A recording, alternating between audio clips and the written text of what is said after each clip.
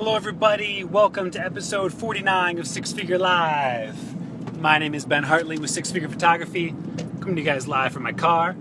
I'm on my way home from work, and I wanted to get a chance to come in for you guys here because one is my drive home is usually full of lots of traffic, so I'm going to be sitting here most of the time in stop and go kind of situations. I'll be focused up, don't you worry about me. But I had interviews all day. I was doing the podcast today, so the SFP podcast. So I had interviews all day long, and I never got a chance to come to you guys with episode 49, which normally would have been around 1, and so I just didn't want to miss that. I wanted to make sure that I could still show up for you guys, especially because yesterday was Labor Day, and I did just take time for the family, and I didn't get a chance to actually come at you guys on Monday for Labor Day. But here's what I want to do. Normally on Tuesdays, I do live editing, but it's not going to happen. Instead, actually, we missed Friday. Friday was Q&A Friday, you guys. Victoria, Lauren, what's up, girls? Friday was Q&A Friday, and I did something terrible. I sprained my ankle. Friday, and I had a 2-day-long wedding to photograph Saturday and Sunday.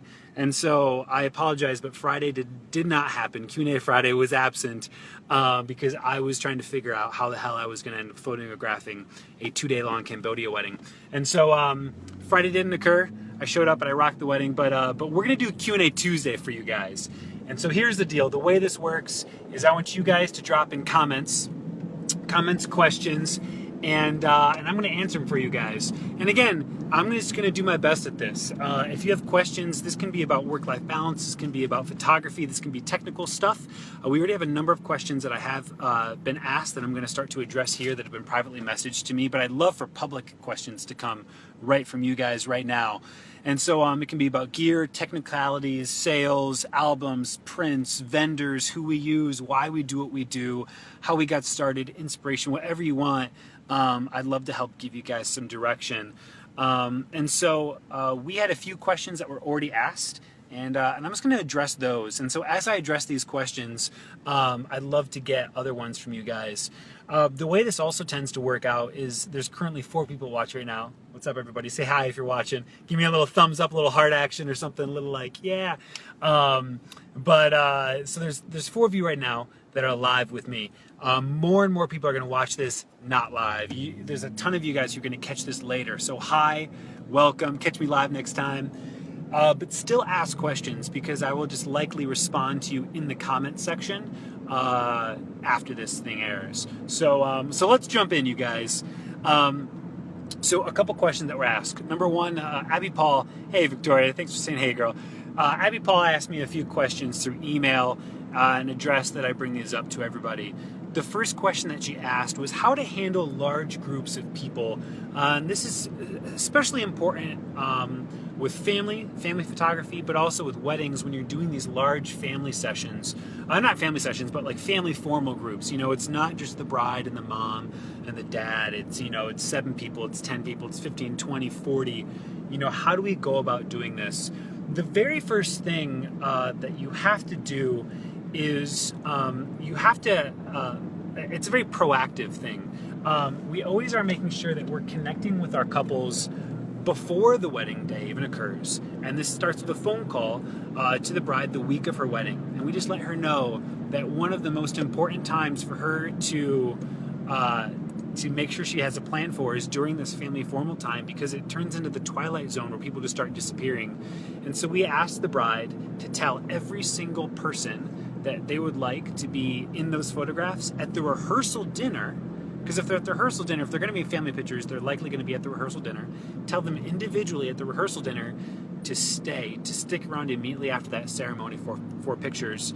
And then we also asked them to put one person in charge from each side of the family. So 2 people, one from the groom side, one from the bride side, in charge of literally rounding people up who keep disappearing and going to the bathroom and getting cocktails and talking.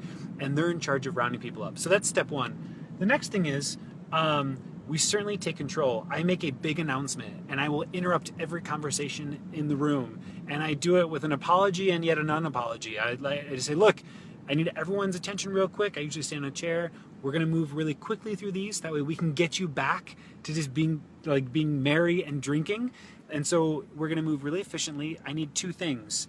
Number 1 is I need everybody to take a seat 3 aisles back. I keep the aisles empty in the front so that way their heads don't pop into my shots. And I also ask for 2, the center aisle to be clear, because I run up and down like a madman. And then just let everybody know that I'm going to tell them exactly whose pictures are up next, and we're going to call you up one group at a time. You need to give people expectations. You need to give people something to be looking forward to. They need to know who's in charge, who to look for. If you don't do that and you just start shooting, conversations are just going to keep going off on the sides, and you're not going to be able to move quickly through these. As far as posing goes, I always have the bride and the groom in the same positioning as they were during the ceremony. I make sure that my lighting, since the bride is going to be on if you're looking at the couple, the bride will be on the left side because that's where she stands during the ceremony. I make sure that my lighting is on my right, and that's going to short light the bride. All right, it's going to make her so the light will hit the short side of her face. And so we do that. Then we just start. We put the dad next to the bride, the mom next to the groom, and we just start working out from there. I usually do like to create interaction rather than just having hands in front. Hands in front of crotches makes me feel real uncomfortable, and so I always have the guys put one hand in a pocket, or go ahead and put an arm around someone that they love. And I'll use those words intentionally, like, hey, everybody, if you're standing next to someone you love, put your arm around them, or hook onto their arm. And so the mom ends up hooking on to the groom, and the father of the bride puts his arm around her, and et cetera, and et cetera. And if people don't feel comfortable doing that, then they can just shove their hand in the pocket, and we're gonna be quite all right. That's about as far as I really wanna go with it. Don't take too much time there. A lot of it has to do with commanding attention at the beginning. Mike, Victoria, dude, thanks for asking questions, you guys. Abby Paul has another question that I'll get to probably a little bit later. Mike asks, hey Ben, currently working on creating a photography website with a friend. Got any tips for writing a killer About Us page? Mike, glad you asked. Boy, do I. Actually, I think it's actually episode 1 of the SFP podcast, I interviewed a creative copywriter. This is someone who specifically specializes in copywriting for creative professionals. And we talk a lot about this during that podcast, so I'd encourage you to go take a look at episode 1. Her name is Kimberly Houston. She also gave a ton of resources in that podcast. So even if you don't want to take the time to listen to it, there's links in the show notes where she will actually take you step by step into things to do and things not to do when writing an about page. I think one of a really important thing to do when writing an about page is to not talk in third person. Don't be like, Ben Hartley is an award-winning photographer who da-da-da-da-da, or, Mike Mousteau. Don't do that. So talk in first person, just be relatable, and also spend time talking about them and actually not as much about you during your about page. As well, put very genuine, relatable content in there in terms of just like even can be snapshots, even just like very normalized pictures that make you human and that give people something to relate to about you. But honestly, just go listen to the podcast. It's a great episode. Victoria says, how do you deal with clients who don't set aside enough time for pictures of just the bride and groom for the wedding, even after educating and letting them know how much they'll need it? By the way, I'm at a stop sign, so I'm going to read this. Stoplight, rather. I've had 2 weddings so far where there was not enough time for just them two. Victoria, you bring up a really great question. And that's just the reality. Like, as much education as you can possibly do, as proactive as you can possibly be, sometimes things just don't work out. You might even schedule 2 hours for the creative session, and then, just the shit hits the fan, and the timeline gets backed up and backed up and backed up, and you're left with 15 minutes, 10 minutes. The first is to accept it, and to just, it's the most basic piece of information that you can hear, but you just have to accept it and to adapt. So there's no time for crying, there's no time for complaining, there's no time for panic. You just have to accept and adapt and deal with what you have. And so that's the first thing. The second is it just changes your workflow. And so now, the very first thing that gets cut is locations. All right, when you're stuck with 10 minutes with just the bride and groom, the first thing that gets cut is locations, and it's just a matter of fact. And you just have to own that and tell the couple there's no time to go anywhere else. We're just going to stay right here, but we're still going to do an amazing job. And the next thing is, if the time is short, the couple is feeling it, and you're feeling it, but you can't let them know you're feeling it. I still say in a very commanding, calm voice, you guys, the time is incredibly short right now, so we can't go to any of the locations. I have no worries. We're still going to be able to rock what we got, but we're going to move really quickly and efficiently through this. And just stay right here. It's going to be gorgeous. This is a perfect space. And so if you're ready, let's do this thing, right? Just give them reassurance. Let them know, look, time is tight, but the worst thing that can happen is they get stressed out and then you don't get anything. The next thing is, and this gets into posing and the way that you shoot, but you have to start maximizing every single pose that you do, gesture, if you will, interaction that you create. And so you don't have a luxury to sit there and do a bunch of off-camera lighting stuff and to get 15 shots of the same thing. You have to, at that point, just move. And this is one of the things that I love about prime lenses. Yes, prime lenses are faster generally and sharper generally, but the thing that prime lenses force you to do is move, to pick up your damn body and start moving in and out of a space. And so if you're going to do a full body shot, do the full body shot. Move into 3/4, do the 3/4. Move into a portrait, do the portrait. Move over his shoulder, move over her shoulder, and just start like shooting all around the scene. And getting really good at, some photographers call it like flow posing, but moving one gesture into another gesture, and just trying to create as much dynamic work with the least amount of time possible. But I honestly, probably the best advice I can again give is just going back to how you personally deal with it. Like, you have to accept that it's happening and just understand that you're just going to get everything that you can possibly get. The only thing that you can change is your approach and your attitude to it. So don't stress out. And the reality is, you guys, these are two things. One is, this is either a choice that the bride has made, and if you've properly educated them, then it is their choice. So they cannot come back at you and say, well, we didn't get this. As long as you've educated them, it was their choice. And so, look, it's their values. Take the stress off your own shoulders. Take the weight off your own shoulders and just understand that's what they wanted. Give them what you can give. Let yourself off the hook. The second thing is, if originally the plan was 2 hours, but things got backed up for whatever reason, again, you can only control your own actions. So as long as it's not your fault, then there's no reason to stress. It wasn't your fault. Now, if it is your fault, well then, damn. Honestly, if it's your fault, then you should be a little bit concerned about that. Very rarely is it ever going to be your fault. And so there you go. Those are my thoughts. All right, let's keep going. Scott, what's up? Molly, Susan, my sister-in-law's in the house. Scott says, hey Ben, how did you hire your first employee? Are they salary or do you pay them per gig? Specifically, marketing and office manager. So marketing and office manager, we've never had a marketing person. By the way, great question, Scott. I think a lot of photographers are trying to figure out, this whole thing about bringing on associates and bringing on employees and bringing on an office manager. It's a whole other mess. It's not right for everybody.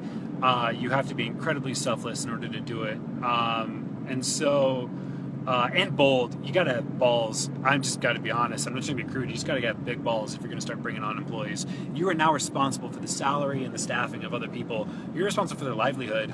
And so you really gotta know what you're entering into. So for us, we've never done salary. First off, we've never brought on a marketing person. I don't really think that you need to. I think that can be something that you contract out if you're going to start. And when we're talking about marketing, by the way, I only think the only thing that could need to be contracted out would be SEO. Otherwise, marketing happens very naturally for photographers because we have content, right? We have content. If we were selling refrigerators, we would have zero content. And marketing would be incredibly hard and we'd have to go hire someone. But we have content every single week and we come back with more and more content, more and more stories, more and more visuals to put out there. So you don't need to be hiring a marketing person. You just need to actually start doing the work. And so as far as office managing, this is something that, again, we've contracted, but we've also done hourly for. Hourly makes a lot more sense. Very rarely, you're going to have a rocking studio with a ton of work to have a salary office manager. All right, and if you do, amen, that's awesome. But either way, you're going to start doing hourly work. And so maybe it's 10 hours a week, maybe it's 20, maybe it's 5, who knows. You could even go the route of a virtual assistant, right, a VA. where if managing tasks can be done remotely, well, then you don't even have to have someone in the office, right? We've done both. We've had in-office office managers. We've had virtual assistant office managers. But hourly has been the ticket. When we did in office, we literally just put up ads on Indeed, ads on Craigslist. We talked to friends and family who needs a job, and we didn't hire a photographer. Okay? Don't hire a photographer to do an administrative job. This is the thing that bugs me about the photography industry, is that photographers are always wanting to work jobs that aren't photography related just to get experience. And so as someone who's hiring, do not hire. Like when I put out the job position, I had 50 requests from photographers to manage things, and I'm not just don't make that mistake of hiring a photographer. Hire someone who's good at numbers. Hire someone who's good at organization. So interview, and I did 3 interviews. I did I did a phone interview first before I actually brought people in for in-person, and then I brought them in for another in-person interview. Be really selective about it. It might just be a part-time job, but it's your part-time job. This is your money. And I got to tell you, turnover sucks. When you spend 6 months teaching an office manager the proper way to respond to a lead, and then they go and leave, it puts you in a real bad situation. And so spend time really, when we're talking about things like this is the stuff that's slow. This is the pacing, right? There's the clouds and there's the dirt. There's the hustle and then there's the end objective. Spend time thinking about the end objective. Spend time really thinking about who's going to make up your team. Do not rush into this. Once you get that person on your team, now you start hustling. Now you start rolling around in the dirt and you start getting shit done day in, day out. Boom, boom, boom. I mean, this is why I'm creating content for you guys. I'm in the dirt right now. I'm just driving and I'm trying to create content for you guys because I know it's about actually taking action and getting things done and not thinking too much about it. But hiring someone is something that you do want to spend time thinking about. There you go. Chad de Blasio. Hey, Chad, if you're watching still, Chad, by the way, you guys, just second shot with me this weekend. Delay just came over, our bride for the Cambodian wedding, and she thanked us profusely, and she's got a tip for you, my man. Hey, guys, when you do your job right, your brides just might have tips for you. And so, Chad, I got an envelope with your name on it, my man. It may or may not have some cash on it that I may or may not be spending at lunch tomorrow if you don't haul over and pick it up. So good job. Thanks so much, man, for working as hard as you did. All right, so I got one more question I'm going to answer, maybe 2 more that had come in previously. This is a technical question, which I really love. You guys, if you don't follow our work, Style and Story Creative, I want to encourage you to do so. A lot of what we're talking about with Six Figure Photography is about creating a sustainable business, right? Creating a business that serves you, your clients, your family, and your team well, that just loves the hell out of people really well. And yet at the same time, we do a really good job in our creative side. And I say that not out of arrogance, I say it out of pride. I'm so proud of the work that we produce, our whole team. And so I love when I get fielded questions about how do we create the work that we do, like the technical stuff. I'm a big tech guy in regards to actually producing great imagery. And so Abby asked a question about low lighting during, I think it was actually during family pictures again, of like how do we light group shots when it's a dimly lit church. And so to answer that question, anytime we're talking about lighting, you guys, you have to address the fact that you have 2 exposures that you have to resolve. And I've addressed this in the past, but it's okay to bring up again. Anytime you've got flash, anytime there's off-camera lighting, I don't care if it's on-camera flash, strobe, big strobe, small speed lights, you have 2 exposures to resolve. So start with your flash turned off and resolve for the ambient light first. The ambient light is any natural existing light. Natural, I say loosely, incandescent, whatever is continuous lighting, resolve for that first. I like to resolve for it being 1 stop underexposed. With group shots, I shoot at f4.5, so that way if we get layers of depth of people, 4.5, they're going to be relatively enough in focus. I'll be happy enough at 4.5. I'll then go ahead and I'll bring my shutter down to 1/100th, shooting with probably a 50 millimeter is my go-to. I used to do 7200, but that lens is just way too big. I hate that lens. I know there's lots of 7200 lovers out there, but screw that lens. I'll shoot with my 50. So 50, 1/100th of a second at 4.5, and I turn my ISO up accordingly to get one stop underexposed. All right. At that point, once I'm one stop underexposed, maybe even a half stop, but yeah, one stop, I'll take a off-camera light and I will trigger it wirelessly off to it'll be on my right. It'll be on my right to short light my bride, and it's going to be up on a stand. My stand is going to be elevated. Well, first off, it's going to be 45 degrees to my right. That's going to create nice light and shadow across the dimension of my groups. The next thing is that stand is going to be just above head height because I want the catch light above the eyes. You don't want it below the eyes. You want it right in the middle, above the eyes. That means your light has to be above their head. I'm going to just be using a speed light, not a big strobe, because my ISO, in order to get one stop underexposed, is going to be so high that anything more than a speed light is going to be overkill, right? You're going to end up blowing it out. I used to use the Profoto D1000 Air. It was like 1,000 watt seconds. Even at its lowest power, it would be blowing out everything. And so speed light. And the next is that speed light is going to be up on a stand, and I'm going to be using an umbrella. The reason I use an umbrella as a modifier is the speed light itself is just, I think, too harsh of a light. It just comes across and creates really harsh shadows. I do not use a softbox because with big group shots, a softbox, let's say a 2 foot by 3 foot softbox, is going to be focusing that light too much on 2 or 3 people. I want to throw that light everywhere across the entire group of people. So I'll use a big umbrella, and that's just going to throw light everywhere. And as far as where I point that umbrella, I end up actually pointing it towards the furthest person away from the group. That's because the people that are closer away, using the inverse square law, we're getting real technical, you guys, using the inverse square law, the people that are closer to my light are going to be receiving more light versus the people that are further away. And so I need that center source of light to be hitting the furthest people out because it's going to reach them.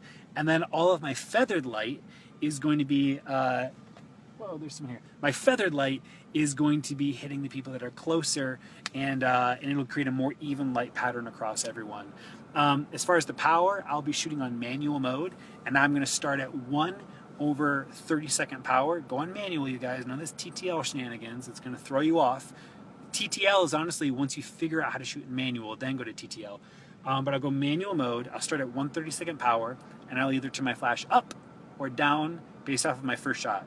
So my ambient exposure set, turn my flash on, 1/32 power, take a picture, look at the back of my screen. You guys, it's 2016. You don't need an effing light meter. Just look at the back of your camera, and is it too bright? Cool. Turn it down to 1/64 power. Is it too dim? Fine. Turn it up to 1/16 power. You're good to go. That's how we light. If you want to get real fancy, if you got incandescent lights in the church, those weird yellow, orange lights, then throw a gel right on your flash. We use MagMod. On that note too, if you guys like MagMod, use SFP in the coupon code for MagMod, and they'll give you they'll give you $5 off any of their products. So SFP, all capitals, and MagMod is freaking killer. All right, I'm home. That means I'm gonna go be a dad, and I'm gonna go be a husband, and I'm going to stop talking to you guys. So throw more comments in there. I'll get to answer them for you guys. Thank you for all your support, all your love. Follow us on Six Figure Photo on Instagram. I go Instagram stories all the time for you guys. I think I got like 8 or 9 just from today on there. So 6 Figure Photo on Instagram. Follow us there. We'll talk soon, everybody. Thank you so much. We'll see you tomorrow. Tomorrow's a normal day, by the way, you guys. Tomorrow's a normal day. Maybe we'll do some critique or some editing. Bye.